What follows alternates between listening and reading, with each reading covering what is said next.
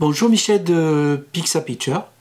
Pour ce Mac Photo du mois d'octobre, je vais vous parler d'un photographe américain qui vient de disparaître et aussi je vais vous parler des aberrations chromatiques et comment les corriger de façon très pointue. A tout de suite. Le photographe qui vient de disparaître s'appelle Douglas Kirkland. Il est rendu célèbre par les fameuses photos qu'il a faites de Marilyn Monroe, dont est sorti ce livre, je vous en parlerai tout à l'heure. Alors, Douglas Kirkland, il a commencé ses photos, sa carrière photographique en étant l'assistant d'Irving Penn. Et à l'époque de Irving Penn, et c'était pareil aussi en France, il y avait une espèce de mode qui n'était pas très sympathique, qui consistait à rouler en rôle, sa Bentley, les photographes se prenaient un peu comme dans le film de Blow Up d'Antonioni. Et l'idée c'était surtout il y avait une espèce de côté de frime comme ça. Et l'idée c'était surtout de claquer son fric, de montrer qu'on était vraiment, c'était le grand luxe là. Et surtout, malheureusement, de exploiter ses assistants. Il y avait un côté comme ça, sadomaso, qui consistait à faire travailler ses assistants, évidemment sans les payer, et les faire travailler durement. Alors c'est ce qui s'est sûrement passé entre Irving Penn et Douglas Kirkland, mais Douglas Kirkland, il n'a pas du tout apprécié, et donc il est parti, il a quitté Irving Penn, et il a essayé de se lancer dans la photo. Et alors ça lui a réussi parce qu'il s'est débrouillé pour avoir un boulot, et notamment il a eu une commande pour photographier Marilyn Monroe. Alors ça a été un peu ce qui a fait exploser sa carrière. Et donc cette séance de prise de vie, je vais vous en parler tout à l'heure, qui a été assez épique, hein. Et après évidemment il est devenu très célèbre et il a fait beaucoup de photos de gens du people, et notamment beaucoup de photos dans la mode. Il est devenu très ami avec Coco Chanel, il a fait beaucoup de photos avec Coco Chanel. Il était, bon, enfin, voilà, c'est quelqu'un... Alors, ce qui est très étonnant, c'est qu'il vient de disparaître au moment où, justement, il y a plein d'hommages qui se passent sur Marilyn Monroe, comme si il était allé la retrouver. C'est assez extraordinaire, surtout qu'en ce moment, par exemple, il y a ce film qui passe sur Netflix qui s'appelle Blonde, qui parle justement des relations de la mode et du cinéma avec Marilyn Monroe. Il y a plein d'hommages qui sont... Et c'est quand même très bizarre qu'il meure au moment où il y a tous ces hommages. On va passer au côté un peu technique. Et alors, j'ai envie de vous parler des problèmes d'aberration chromatique. Alors, les aberrations chromatiques sont souvent dues aux prises de vue avec des objectifs de qualité plus ou moins bonne. Mais même avec des objectifs de très bonne qualité, apparaissent souvent des aberrations, c'est-à-dire on voit des liserés, des bandes comme ça, de couleurs souvent vertes et magenta, qui apparaissent à l'intersection, notamment quand vous photographiez du feuillage sur un fond clair, ou des tours, ou des poteaux. Vous voyez, on voit un liseré comme ça sur les photos si on agrandit. Et évidemment, ça, c'est assez désagréable, hein. Et ça arrive même sur les objectifs de très bonne qualité. Bien sûr, plus vos objectifs sont de très bonne qualité, moins vous aurez d'aberrations chromatiques. Alors, les logiciels comme Lightroom, Photoshop, Luminar, OnOne, tous les logiciels proposent une correction automatique de ces aberrations chromatiques. C'est dans les menus correction de l'objectif que vous allez trouver ça, et alors normalement vous avez une possibilité de le faire de façon automatique. Alors ce qui se passe, c'est que le logiciel essaie de déterminer l'appareil avec lequel vous avez fait la photo et surtout l'objectif, et s'il le trouve, il corrige de façon assez propre, je veux dire, ces aberrations chromatiques. Mais souvent, il ne trouve pas l'objectif que vous avez fait, soit que c'est un objectif ancien, soit... Voilà. Il y a aussi le fait que si vous traitez si c'est des photos en JPEG, il aura plus de difficultés que si vous travaillez, si les photos que vous lui proposez sont en RAW. Toujours est-il que vous allez vous retrouver avec des photos en JPEG avec un liseré avec des aberrations chromatiques, avec des liserés magenta ou vert, et vous allez vouloir les enlever. Alors vous allez pouvoir passer, je vais vous montrer, pas de façon manuelle, mais ça ne va pas marcher de façon extraordinaire. Alors je vais vous montrer, si vous n'arrivez pas à le faire de façon automatique, de le faire de façon beaucoup plus pointue, et je vais vous montrer deux méthodes pour supprimer ces aberrations chromatiques. Et il va falloir bien sûr que vous ayez Photoshop, ça ne marche qu'avec Photoshop. Donc ce qu'on va faire, c'est qu'on va aller sur l'ordi. J'ai choisi une photo qui a justement pas mal d'aberrations chromatiques, et je vais vous montrer comment je fais pour les supprimer. A tout de suite.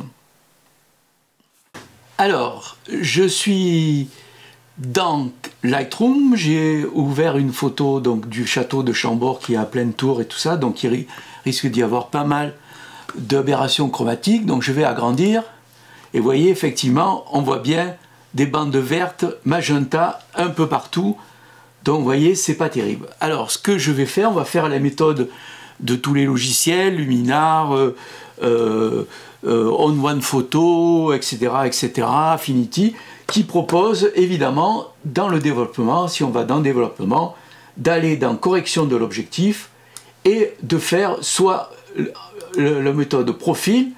Donc là, je lui demande d'activer le profil de correction, il va chercher s'il trouve l'objectif et l'appareil avec lequel j'ai fait la prise de vue, mais bon, là c'est un JPEG et en plus c'est un truc peut-être assez ancien, il ne trouve pas, donc ça ne marche pas.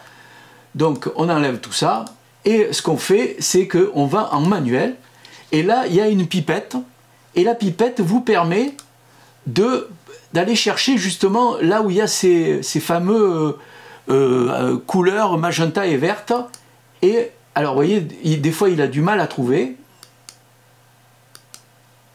vous voyez, il ne trouve pas, je vais essayer sur les verts.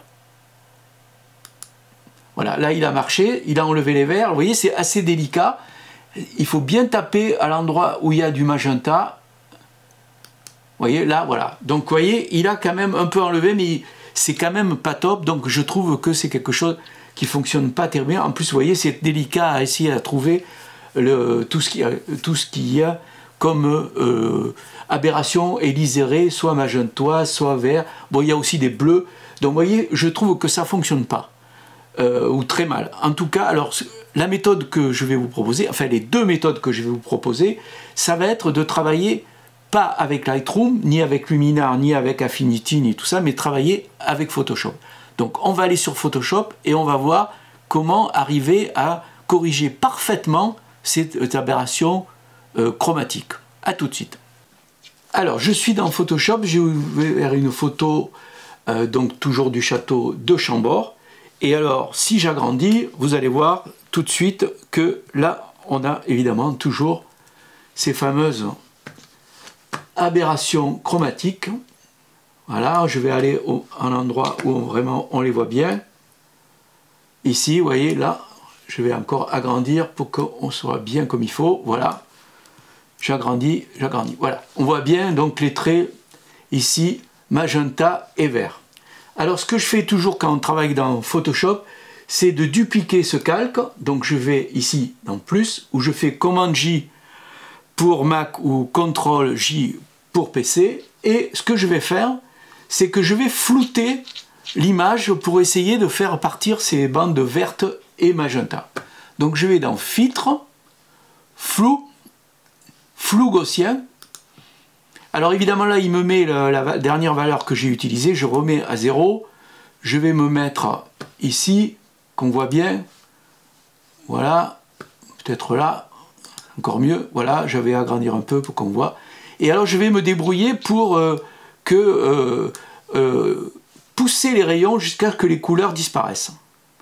Alors j'y vais doucement, et alors là, on en voit encore, et disons que sur le coup, entre 10, 12, alors j'ai fait des essais, entre 10 et 15, c'est formidable, donc je fais OK.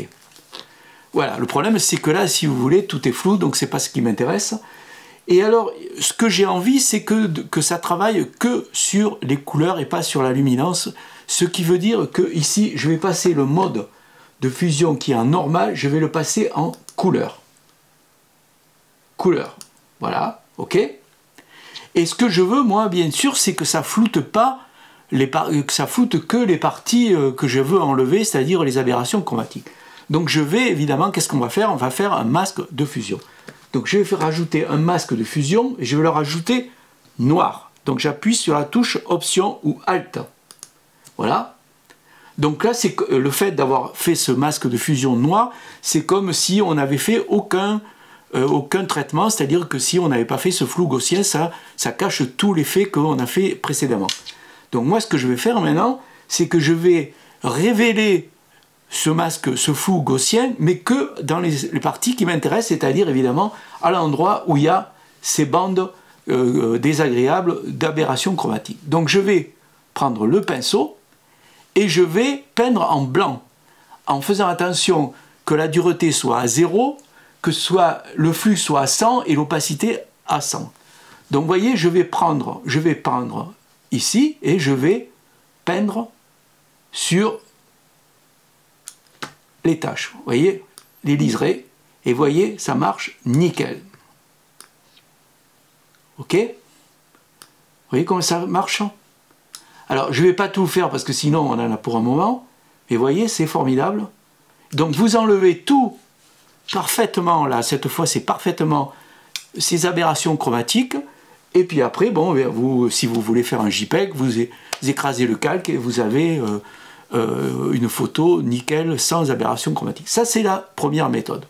La deuxième méthode, alors ça fonctionne pour les choses qui sont un peu dans tous les sens, un peu tordues et tout ça. Mais lorsque vous avez, par exemple, des traits très simples comme ça, il y a une autre méthode encore plus simple.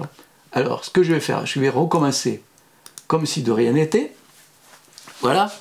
Donc, pareil, deuxième méthode, je duplique le calque. Alors, il ne veut pas. Ok, qu'est-ce que j'ai fait? Je duplique le calque. Voilà. Ok. Et ce calque, qu'est-ce que je vais faire? Je vais le passer, pareil, en mode couleur. Voilà. Ok. Et là, ce que je vais faire, je vais prendre le tampon, ici. Vous voyez, il est là, le tampon. Je vais le trouver, le voilà, il est là. Et ce que je vais faire, je vais passer sur, je vais prendre ici une partie très proche de là où il y a les liserés que je veux enlever, par exemple ici, là, vous voyez, là. J'appuie sur la touche Option pour Mac ou Alt pour PC, j'appuie, et après, je passe le long du liseré, et vous voyez, ça marche nickel, ça enlève parfaitement, vous voyez la méthode? Alors quand vous avez des choses comme ça, après vous pouvez les corriger. Hein, bon, vous voyez, donc c'est pareil, je ne vais pas faire tout, mais vous voyez un peu comme ça fonctionne. Alors surtout, il faut que quand vous utilisez le tampon, il faut que vous soyez en mode couleur. Parce que si vous êtes en mode normal, regardez ce que ça fait, vous voyez, c'est très moche. Hein. Donc surtout, ne pensez à mettre en mode couleur. Voilà un peu les deux méthodes qui vous permettent de corriger les aberrations chromatiques de façon beaucoup plus efficace que les menus correction de l'objectif. Voilà. Voilà, ce Mac Photo du mois d'octobre se termine. Alors, comme je vous l'avais promis, je vais vous montrer le livre que j'ai de Douglas Kirkland, et c'est le livre qu'il a fait, la prise de vue qu'il a faite avec Marilyn Monroe. D'où est tiré ce livre. Alors, le titre en français, c'est Une nuit avec Marilyn. La version anglaise, c'est pas Nuit, c'est Evening. Bon, c'est aux éditions Albin Michel. Je vous conseille, si vous arrivez à le trouver, de prendre la version française, parce que vous allez apprendre plein de choses. En réalité, ce livre, c'est l'histoire de la prise de vue de Douglas avec Marilyn. Il raconte comment ça s'est passé et c'est quand même très intéressant. Alors, il raconte quand Marilyn est arrivée dans le studio, elle a commencé à regarder le lit, les draps, et elle a trouvé que ça allait pas du tout, qu'elle ne pouvait pas comme ça se mettre nue sous des draps vulgaires, entre parenthèses, et il a fallu aller chercher des draps en soie. Alors au début, les photos qu'on voit, où on le voit lui et elle, évidemment, il y a son assistant qui est là, et à un moment donné, Marilyn a dit « Tout le monde dehors, je veux rester simplement avec le photographe », donc tout le monde est sorti, et il s'est retrouvé tout seul avec elle à faire les photos. Alors il a fait les photos en 6:6 avec un Hasselblad, et donc il raconte un peu comment s'est passée la prise de vue. Alors c'est quand même très intéressant, parce que comme il dit que c'était très chaud, surtout qu'à un moment donné, Marilyn lui a dit « Viens me rejoindre dans le lit ». Et il l'a pas fait parce que il sait pas pourquoi, mais enfin il disait qu'il y avait sa femme, il avait 2 enfants, que bon donc il a eu un peu peur finalement, et il l'a pas fait. Puis il trouve que finalement c'était aussi bien parce que du coup les photos ont été beaucoup plus. En fait, il dit qu'il a fait l'amour en faisant les photos plutôt que de le faire vraiment. Alors, ce livre est superbe, hein, vraiment superbe. Alors je vais vous montrer. Alors voilà. Et vous voyez là par exemple, on le voit avec son assistant. Vous voyez. Et puis alors c'est écrit gros. Et alors ce qui est intéressant, c'est, vous voyez, regardez, c'est comme ça. Et c'est tout il raconte tout comment ça s'est passé. On voit le studio. Enfin le studio c'était un loft, hein, etc. Toutes les photos qui ont été faites avec Marilyn. Alors, vous voyez, c'est assez super, hein. Il y a des photos vraiment super belles. Et alors après, comme je l'ai... Vous voyez là, cette photo, elle est sympa, hein, voilà. Comme je vous l'ai raconté, après, il a développé ses films, et puis il est allé chez Marilyn pour qu'elle choisisse les photos. Alors au début, elle a commencé à faire des tas en disant qu'elle les trouvait très mauvaises. Elle a commencé un peu à avoir la trouille. Puis petit à petit, elle a fait des petits tas. Puis petit à petit, elle a trouvé que c'était formidable. Et à la fin, elle a dit que les photos étaient géniales, qu'elle a choisi des photos géniales. Et elle lui a dit que son rêve, ça serait de continuer à travailler avec lui parce que ça s'était super bien passé. Vous voyez les photos, je continue en même temps à vous montrer les photos. Voilà. Tout ça c'est fait dans une après-midi, hein, dans une après-midi. Voilà. Un peu les photos, ce livre est assez magnifique. Et alors à la fin, il dit, à la fin, parce qu'il raconte qu'en fait, il n'a jamais pu refaire des photos avec elle parce que leur vie un peu professionnelle s'est un peu séparée. Et à un moment donné, il était à Paris. Et en passant devant un kiosque à journaux, il a appris que Marilyn Monroe était morte. Donc pour lui, ça a été un choc. Et donc il n'a jamais refait de photos avec Marilyn. Et alors à la fin de ce livre-là, il raconte « Bonne nuit Marilyn, qui que tu sois, où que tu sois, et merci pour ces souvenirs de la merveilleuse soirée que nous avons passée ensemble. Douglas Kirkland. » Voilà. Alors ben, écoutez, maintenant, lui... Ben, il a rejoint Marilyn. Ce qui est très étonnant, c'est qu'il est mort au moment où il y a plein d'hommages sur elle. Hein. Notamment, moi j'ai regardé ces jours-ci le film qui passe sur Netflix. Et alors ce qui est très étonnant, c'est que les dernières images du film, on la voit, elle, sur son lit. C'est là où on va la retrouver morte. Hein. Et ce qui est étonnant, c'est que les dernières images de ce film ressemblent étrangement aux photos que lui a faites dans cette fameuse après-midi qui l'aura marqué toute sa vie, tellement c'était à la fois intense et incroyable. Voilà, donc il y a d'autres livres de lui, hein, et puis il y a aussi pas mal d'hommages en ce moment qui passent sur Marilyn, si ça vous intéresse. Voilà, j'espère que cette vidéo vous a plu, que vous allez découvrir peut-être ce photographe, et je vous souhaite de faire de bonnes photos, peut-être de rencontrer un modèle aussi magnifique que Marilyn, on ne sait jamais. Hein. Portez-vous bien et on se retrouve bientôt. Salut!